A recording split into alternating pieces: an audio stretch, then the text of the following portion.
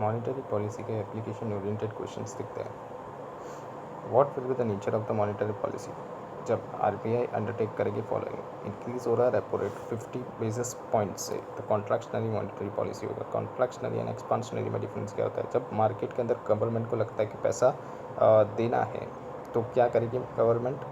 RBI के through पैसा money के अंदर, पैसा मार्केट के अंदर सर्कुलेट करेगी। कैसे? एक्सपांशनरी मॉनेटरी पॉलिसी लाके। और जब गवर्नमेंट को लगता है कि पैसा बहुत हो गया है मार्केट के अंदर, तो गवर्नमेंट को जब पैसा खींचना होगा मार्केट में से, तो वो आरबीआई के थ्रू क्या करेगी? कॉन्ट्रैक्शनली मॉनेटरी पॉलिसी लाएगी। तो यहाँ पर क्या हो रहा है? इंक्रीज़ करना है repo rate by 50 basis point, मतलब रेपो रेट का इंक्रीज़ हो रहा है 50 बेसिस पॉइंट में, तो जिससे क्या होगा? तो कॉन्ट्रैक्शनली मॉनेटरी पॉलिसी होगा। रिडक्शन हो रहा है कैश रिजर्व रेशियो में, तो जिससे क्या होगा? एक्सपांशनरी मॉनेटरी पॉलिसी होगा। इंक्रीज़ हो रहा है supply of the currencies and the coins, तो एक्सपांशनरी मॉनेटरी पॉलिसी होगा।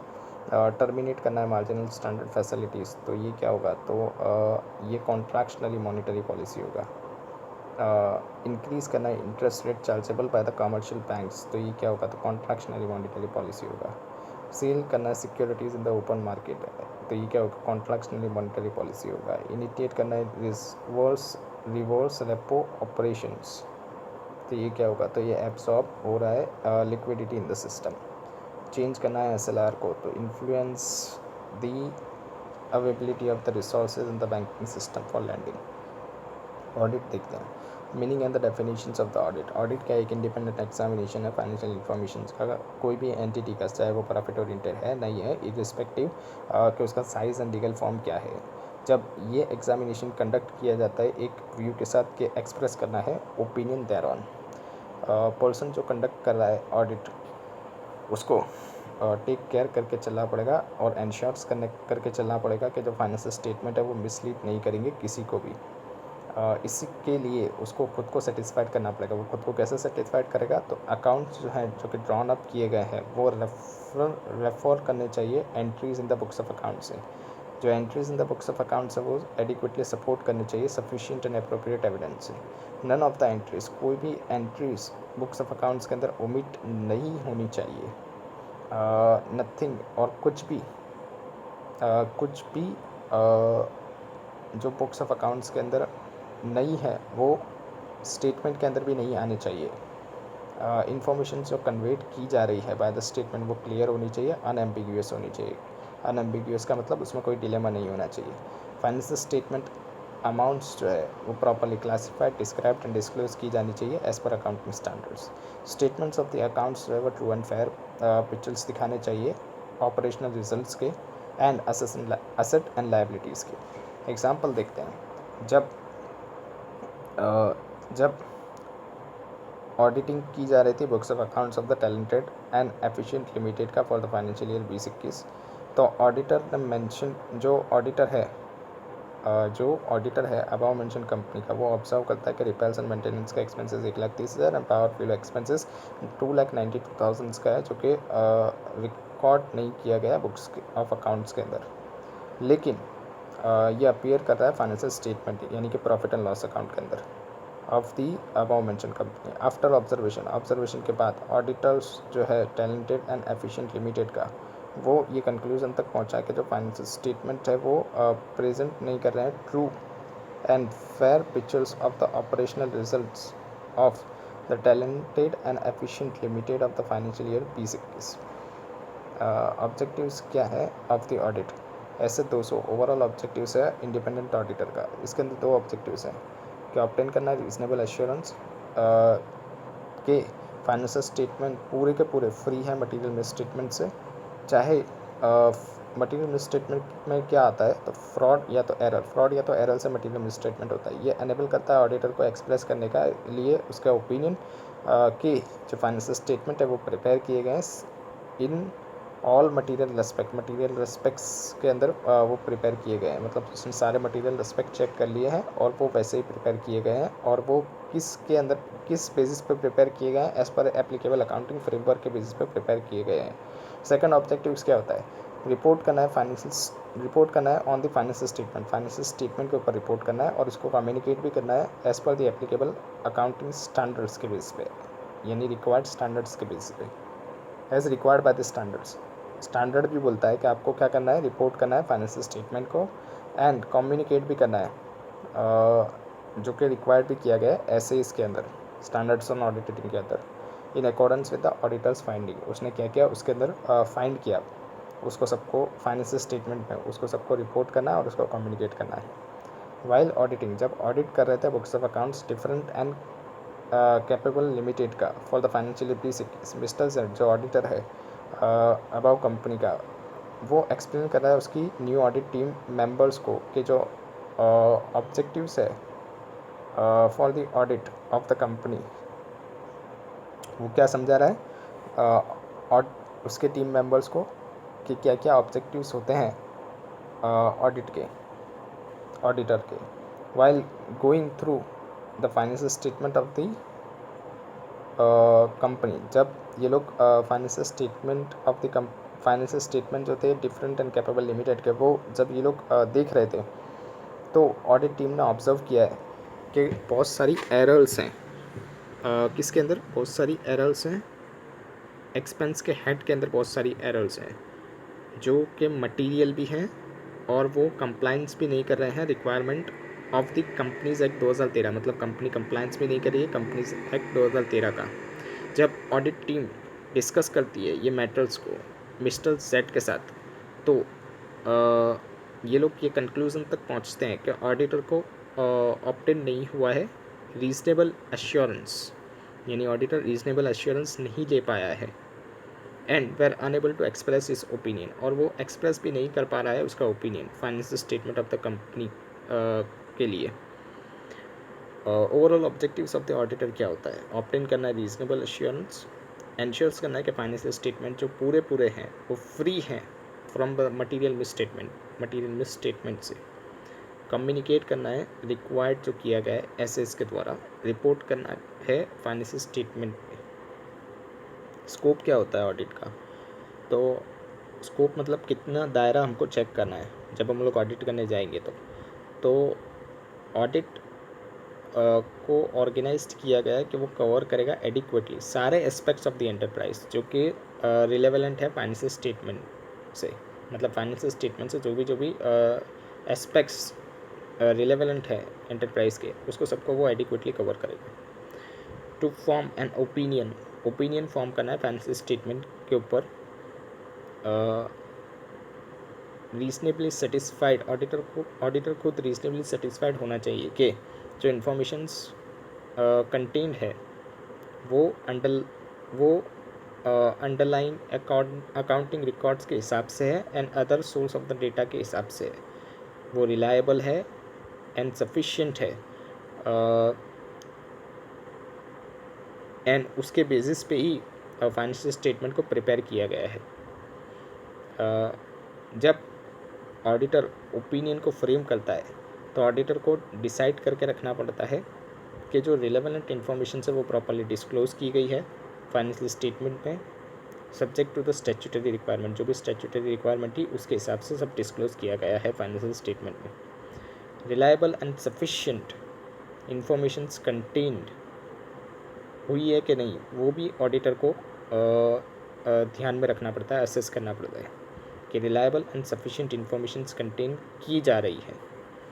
Underlining the accounting records and the other source of the data bye, कैसे वो ये करेगा, कैसे वो पता लगाएगा कि रिलायबल एंड सफिशिएंट इन्फॉर्मेशंस है, तो वो स्टडी करता है एंड वो इवेल्युएट करता है अकाउंटिंग सिस्टम्स को, इंटरनल कंट्रोल्स को, किसको वो स्टडी करता है, accounting systems and internal controls को। वो कैरियर आउट करता है सच अदर टेस्ट, वो टेस्ट भी करता है, इंक्वायरी भी करता है, अदर वेरिफिकेशंस भी करता है अकाउंटिंग ट्रांजेक्शन्स का एंड अकाउंट बैलेंस का, considering the appropriate particular circumstances को ध्यान में रखते हुए। ऑडिटर डिटरमाइन करता है कि जो रिलेवेंट इन्फॉर्मेशन है वो प्रॉपर्ली डिस्क्लोज की गई है फाइनेंशियल स्टेटमेंट में। कैसे वो ये करता है, तो कंपेयर करता है वो फाइनेंशियल स्टेटमेंट को अंडरलाइन अकाउंटिंग रिकॉर्ड्स के साथ and the other source of the data के साथ, और वो ये पता लगाता है कि वो प्रॉपर्ली समराइज्ड किए गए हैं ट्रांजेक्शंस एंड इवेंट्स रिकॉर्ड जो किए गए हैं उससे। सेकंड, मैनेजमेंट ने बहुत सारे जजमेंट लगाए हुए होते हैं जब वो प्रिपेयर करती है फाइनेंशियल स्टेटमेंट, तो ऑडिटर को असेस करना पड़ता है कि जो भी अकाउंटिंग पॉलिसीज़ मैनेजमेंट ने सिलेक्ट की है वो उसने कंसिस्टेंटली फॉलो की है, इंफॉर्मेशंस भी उसने प्रॉपरली क्लासिफाइड की है, एडिक्वेट डिस्क्लोजल्स भी दिए हैं। ऑडिटर से आप एक्सपेक्ट नहीं कर सकते कि वो परफॉर्म करेगा ड्यूटी जो कि उसके कंपिटेंस से जो कि उसके स्कोप ऑफ इस कंपिटेंस से बाहर है, मतलब उसके कंपिटेंस से जो चीज़ बाहर है आप ऑडिटर्स से वो ड्यूटी परफॉर्म नहीं करा सकते। फॉर एग्जांपल के तौर पे प्रोफेशनल स्किल्स ज़रूरी है, auditor does not includes example professional skill required of an auditor does not include. Auditor के पास जो भी प्रोफेशनल स्किल्स है उसके अंदर ये चीज़ें नहीं होती कि वो टेक्निकल एक्सपर्ट्स है डिटरमाइन करने के लिए physical conducts of certain asset, मतलब फिजिकल एसेट्स को वो डिटरमाइन करने के लिए कि physical assets certain assets conditions of the certain assets, वो टेक्निकल एक्सपर्ट नहीं है कि वो डिटरमाइन कर पाए कि फिजिकल कंडीशंस जो है सर्टेन एसेट्स की वो प्रॉपर है कि नहीं है। यानी कोई इन्वेंटरी है वो ख़राब हो गई है तो वो उसको उसके पास वो उतनी टेक्निकल स्किल नहीं होती है कि वो बता पाए कि ये ख़राब हो चुकी है या नहीं हो चुकी। Constraint on the scope of the audit, constraint of the scope of the audit, क्या कंस्ट्रेंट होता है scope of the audit on the financial statement में। ये कंस्ट्रेंट मतलब क्या होता है, रुकावट डालना किसके ऊपर, स्कोप यानी काम ऑडिटर के, जो कि ऑडिटर करता है फाइनेंशियल स्टेटमेंट में। और कौन ये कंस्ट्रेंट डालता है, मैनेजमेंट डालता है। Impair the auditor's ability to express an unqualified opinion, इससे क्या होता है, ऑडिटर चाहे तो अनक्वालिफाइड ओपिनियन दे सकता है, एक्सप्रेस कर सकता है फाइनेंशियल स्टेटमेंट पे, एंड वो सेट आउट भी कर सकता है उसके रिपोर्ट के अंदर।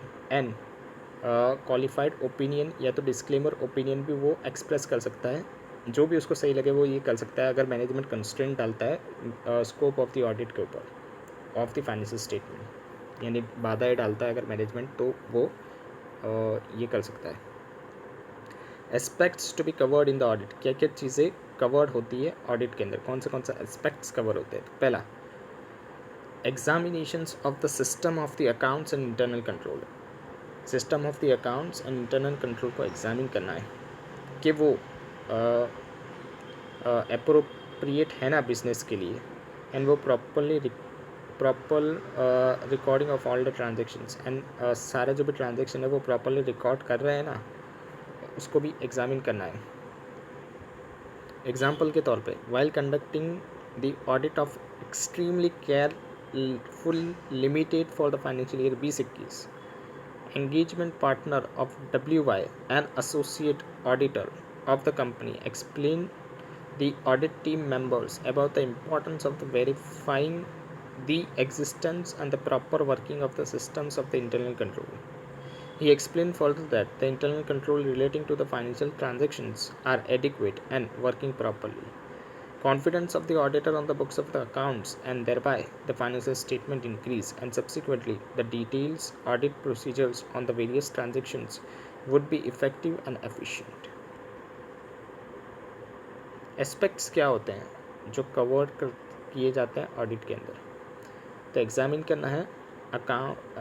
करना है system of accounts and internal control को, वेरिफिकेशंस करना है authenticity and validity of the transactions के, कंपेयर करना है items of the financial statement जो कि अंडरलाइंग रिकॉर्ड्स के साथ मिल रही है या नहीं मिल रही, वेरिफिकेशंस करना है title existence and value of the assets, verify करना है लायबिलिटीज़ को, रिज़ल्ट चेक करना है प्रॉफिट एंड लॉस अकाउंट्स का, रिपोर्ट करना है अप्रोप्रिएट पर्सन्स या द बॉडी को, reviewing the systems and the procedures, ताकि adequate and comprehensive and incidental चीज़ें निकल पाए, material inadequacies and weaknesses exist करती हैं जो अलाउड करती है फ्रॉड एंड एरर्स को, जो कि अननोटिस रहते हैं। Receiving the systems and the procedures to find out whether they are adequate. Systems और प्रोसीजर्स को रिव्यू करना है ताकि पता लग पाए कि वो एडिक्वेट है, कंप्रिहेंसिव है, इंसिडेंशियल है। जो भी मटीरियल इनएडिक्वेंसीज एंड वीकनेसेस है जो कि एग्जिस्ट कर रही है, to allow the fraud and errors going unnoticed. Check करना है arithmetical calculations of the books of accounts. कोई अरिथमेटिकल कैलकुलेशंस के अंदर तो मिस्टेक नहीं करती ना, उसको भी चेक करना है। वो कैसे करेंगे, तो वेरीफाई करना है पोस्टिंग एंड बैलेंसेस को, पोस्टिंग बैलेंसेस को एक्सेट्रा को। वेरिफिकेशंस करना है authenticity and the validity of the transactions. कैसे करेंगे, वो एग्जामिन करके एंट्रीज़ को बुक्स ऑफ अकाउंट्स के साथ, कि वो मिल रही है ना बुक्स ऑफ अकाउंट्स के साथ, with the relevant supporting documents. और सपोर्टिंग डॉक्यूमेंट्स भी उसके बरोबर है ना। बुक्स ऑफ अकाउंट्स जो है उसके अंदर जो भी एंट्रीज़ की गई है वो सपोर्टिंग डॉक्यूमेंट से मिल रही है ना, वैसे हम लोग वेरीफाइड करेंगे authenticity and validity of the transactions को। एसर्टेन करना है कि प्रॉपर डिस्टिंक्शंस किए जा रहे हैं ना, किसके बिटवीन में, कैपिटल रेवेन्यू नेचर के बिटवीन में। मतलब कोई कैपिटल का खर्चा रेवेन्यू में तो नहीं डाल दिया ना, रेवेन्यू का खर्चा कैपिटल में तो नहीं डाल दिया ना, वो भी चेक करना है। कंपैरिजन्स करना है balance sheet and profit and loss accounts का एंड अदर स्टेटमेंट्स का with the underlying records. Underlying records मतलब ट्रायल बैलेंस, जनरल एंट्रीज, ये सबसे सपोर्टिंग डॉक्यूमेंट्स भी आ जाते हैं इसमें। Verifications of the title existings and the value of the assets. Verify करना है title existings and value of the assets को, जो कि बैलेंस शीट में दिख रही है। एसर्शंस क्या होते हैं, तो account balance at the period and. Assertions about the account balance of the period and, मतलब पीरियड एंड पे, मतलब 31 मार्च पे जो भी बैलेंसेस दिख रहे हैं वो एग्जिस्ट करते हैं ना। मतलब असेट्स एंड लायबिलिटीज़ के जो भी बैलेंसेस हैं, इक्विटी इंटरेस्ट के जो भी हैं, वो एग्जिस्ट करते हैं ना। Right and obligations, entity hold कर रही है या तो कंट्रोल कर रही है राइट्स असेट्स के ऊपर। पहले तो जो भी असेट्स एंड लायबिलिटीज़ है या तो इक्विटी इंटरेस्ट है वो एग्जिस्ट कर रहे हैं। दूसरा, राइट्स एंड ऑब्लिगेशंस, एंटिटी के पास ही उसकी राइट्स है, एंटिटी उसको होल्ड कर रही है, एंटिटी उसको कंट्रोल कर रही है असेट्स एंड लायबिलिटीज़ को, या तो एंटिटी का ही ऑब्लिगेशंस है वो। तीसरा, कंप्लीटनेस, सारे assets liabilities and equity interest record किए गए हैं, कुछ भी छूटा नहीं है। Valuations and allocations, asset liabilities and equity interest include किए गए हैं फाइनेंशियल स्टेटमेंट में, वो अप्रोप्रिएट अमाउंट एंड वैल्यूएशंस भी उसका प्रॉपर है, अलोकेशंस एंड एडजस्टमेंट भी अप्रोप्रिएटली रिकॉर्डेड है। मतलब ये सारी चीज़ें देखनी कि उसका वैल्यूएशन और अलोकेशंस भी है, वो भी सब प्रॉपर तरीके से किया गया है। वेरिफिकेशंस ऑफ द लायबिलिटीज़ जो भी स्टेट की गई है बैलेंस शीट के अंदर, चेक करना है result profit and loss account का कि वो ट्रू एंड फेयर व्यू दिखा रहा है ना। वह जहाँ पर ऑडिट किया जा रहा है कॉरपोरेट बॉडी का, confirming that the statutory requirement have been complied. अगर कॉरपोरेट बॉडी का ऑडिट किया जा रहा है तो स्टैट्यूटरी रिक्वायरमेंट्स जो भी होती है वो भी सब फुलफ़िल की गई जा रही है और वो भी सब कंप्लाइड की गई है। Reporting to the appropriate persons, और एप्रोप्रिएट पर्सन्स को उसको सबको रिपोर्ट किया गया है। Advantages of the audit of the financial statement, audit financial statement के क्या क्या एडवांटेजेस हैं ऑडिटेड फाइनेंशियल स्टेटमेंट के। ये सेफगार्ड करता है फाइनेंशियल इंटरेस्ट किसका, पर्सन्स का जो कि एसोसिएटेड नहीं है management of the with the management of the entities, यानी जो भी मैनेजमेंट नहीं है, जो आम पब्लिक है, जो गवर्नमेंट्स है, जो भी लोग उससे डील कर रहे हैं कंपनी से, उनके इंटरेस्ट को प्रोटेक्ट करता है ये ऑडिटेड फाइनेंशियल स्टेटमेंट से। उन लोगों को सेफगार्ड मिलता है कि हाँ जो भी इंफॉर्मेशन कंपनी प्रोवाइड कर रही है वो सब कुछ ट्रू एंड फेयर है। पार्टनर्स या तो शेयर होल्डर्स से, बैंकर्स से, फाइनेंशियल इंस्टीट्यूशन से, पब्लिक एट लार्ज से, एक्सेट्रा से। ये एक्ट करता है moral check of the employees, committing the defalcations या तो एम्प्लिसमेंट, यानी ऑडिटर आता है तो एम्प्लॉयज़ भी डर जाते हैं कि कोई भी गलती होगी तो ऑडिटर पकड़ लेगा, तो ये मोरल चेक हो जाता है एम्प्लॉयज़ का। ये क्या हो जाता है? मोरल चेक हो जाता है एम्प्लॉयज़ का। उसके बाद देखते हैं, और ये हेल्प करता है सेटल करने के लिए liabilities for the taxes, negotiation loans, and ये डिटरमाइन भी करता है purchase consideration for the business. Help करता है in setting the liabilities for the taxes. जब टैक्सेस की बात आती है तो ऑडिटेड फाइनेंशियल स्टेटमेंट जो होता है वो मदद करता है सेटलमेंट करने के लिए। लायबिलिटीज़ टैक्सेस के लोन्स के अंदर भी नेगोशिएट कर सकते हैं हम लोग, डिटरमाइन करके भी बता सकते हैं कि purchase considerations for the business, यानी बिज़नेस का परचेस कंसिडरेशन कितना होगा जब बिज़नेस खरीदते हैं तब कितने में ख़रीदना चाहिए बिज़नेस, वो भी ऑडिटेड फाइनेंशियल स्टेटमेंट से उनको पता चल जाती है। ऑल्सो ये यूज़फुल है सेटलिंग द ट्रेड डिस्प्यूट जहाँ पर हो रहे हैं उसको भी हम लोग सेटल कर सकते हैं ऑडिटेड फाइनेंशियल स्टेटमेंट से। जहाँ पर हायर वेजेस या तो बोनस क्लेम किए जा रहे हैं, डैमेज सफर्ड किया जा रहा है बाय द प्रॉपर्टी, फायर या तो सम अदर कैलेमिटीज़ की वजह से, तो वहाँ पर भी ऑडिटेड फाइनेंशियल स्टेटमेंट अगर आप दिखाओगे तो वो इंश्योरेंस कंपनी उसको अप्रूव करेगी। ऑडिट हेल्प करता है डिटेक्ट करने के लिए वेस्टेज एंड द लॉसेस अलग अलग वेज से। कैसे? Through due to the absence और inadequacies of the internal checks, internal control measures. यहाँ पर चेक किए जाते हैं कि जो क्या क्या एब्सेंसेस हैं, inadequacies हैं या तो inadequacies हैं इंटरनल चेक्स या तो इंटरनल कंट्रोल मेजर्स के अंदर। ऑडिटेड फाइनेंशियल स्टेटमेंट जब हम ऑडिट कराते हैं तो हमको पता चल जाता है कि कहाँ कहाँ वेस्ट और लॉस्ट हो रहा है हमारा, और ये एब्सेंस और inadequacies और inadequacies जो इंटरनल कंट्रोल्स के अंदर होते हैं वो भी पता चल जाते हैं।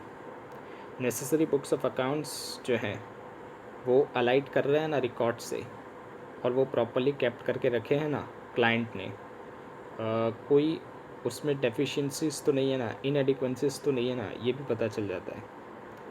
ऑडिट रिव्यू करता है existence and operations of the various controls in the organisations. Audit से रिव्यू हो जाता है कि जो ऑर्गेनाइजेशन है उसके कंट्रोल्स हैं और वो ऑपरेट कर रहे हैं, और ऑडिटर रिपोर्ट भी करता है वीकनेसेस एंड inadequacies अगर कोई हैं किसके अंदर, ऑर्गेनाइजेशंस के अंदर, ऑर्गेनाइजेशंस के कंट्रोल्स के अंदर, तो ऑडिटर रिपोर्ट करता है। इससे बहुत ही ज़्यादा मदद होती है settlement of the accounts at the time of the admission या तो डेथ ऑफ द पार्टनरशिप के डेथ या तो सेटलमेंट के अंदर भी बहुत ज़्यादा हेल्प होती है ऑडिटेड फाइनेंशियल स्टेटमेंट से, जब सेटलमेंट करना होता है अकाउंट्स, एडमिशन्स या तो डेथ ऑफ द पार्टनर्स का। गवर्नमेंट के लिए भी ये बहुत ज़्यादा हेल्पफुल रहता है ऑडिटेड फाइनेंशियल स्टेटमेंट